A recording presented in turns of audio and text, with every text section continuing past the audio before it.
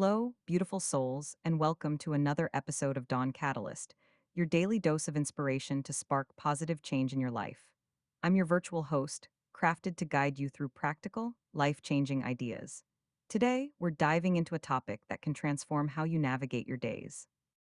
Before we jump in, let's make this interactive. Pause for a second and think, what's one thing in your day that feels too rigid or too chaotic?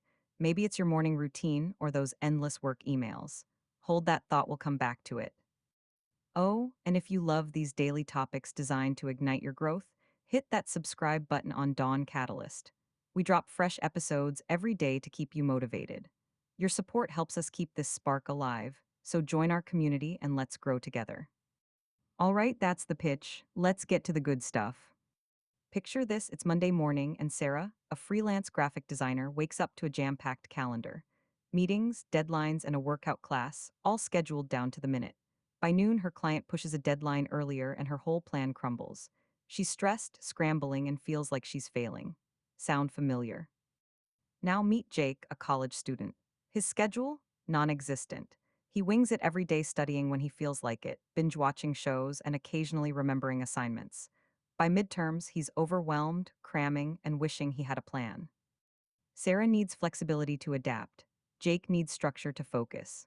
Most of us? We're somewhere in between, trying to find that sweet spot where we're productive but not robotic, free but not lost.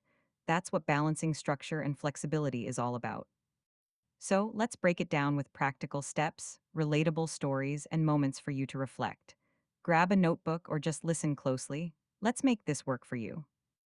First, you need a framework, a loose structure that gives your day direction without locking you in. Think of it like a trellis for a climbing plant. It guides growth but leaves room for natural curves. How to do it? Start with what I call the big three. These are the three non negotiable tasks or goals for your day.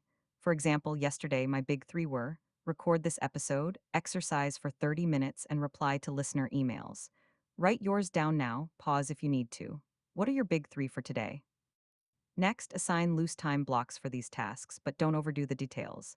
Say, morning for emails, afternoon for exercise, evening for recording. This gives you structure but wiggle room. If a friend calls or a meeting runs over, you can shift things without derailing. Meet Priya, a single mom and accountant. Her days are unpredictable, kids, client's life. She used to plan every hour, but it stressed her out when plans changed.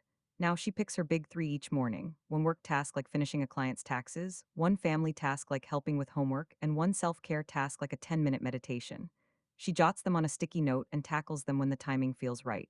Result? She's productive and less frazzled. Right now, think about your big three for tomorrow. Whisper them to yourself or jot them down. How does it feel to focus on just three things? Share your thoughts in the comments. If you're watching on our platform, we'd love to hear. Here, S where flexibility shines, buffer zones. These are pockets of unscheduled time to absorb life's curveballs, an unexpected call, a traffic jam, or just needing a breather. When planning your day, leave 15-30-minute gaps between major tasks. For example, if a meeting ends at 2:00 p.m., don't schedule your next task until 2:30 p.m. Use buffers to catch up, reflect, or pivot if something new pops up. Let's talk about Alex, a delivery driver. His job is structured, routes, drop-offs, timelines, but delays happen, traffic, chatty customers. Alex started leaving 20-minute buffers between deliveries. If he's early, he grabs coffee or checks messages. If he's late, the buffer saves him from panic. His stress dropped, and he even enjoys his day more. Look at your schedule for today or tomorrow. Can you spot one place to add a 15-minute buffer? Maybe between work and dinner prep? Try it and notice how it feels. Tell us in the comments if it makes a difference. Structure means prioritizing what matters. Flexibility means saying no to what doesn't, or at least, not now. This combo protects your time and energy. When a new task or request comes up, ask, does this align with my big three? If not, politely decline or defer. For example, I'd love to help, but I'm booked today. Can we revisit tomorrow? Consider Maria, a teacher. She used to say yes to every extra project, committees, parent calls, you name it. Her schedule was chaos. Then she started using a no but approach. When asked to join another meeting, she'd say, I can't today, but I'm free next week. This gave her structure, protected her big three, and flexibility opened future options. She felt in control and less guilty. Think of one thing you've agreed to recently that stretched you thin. Practice saying, no, but I can help later. Say it out loud now. How does it feel? It's empowering, right?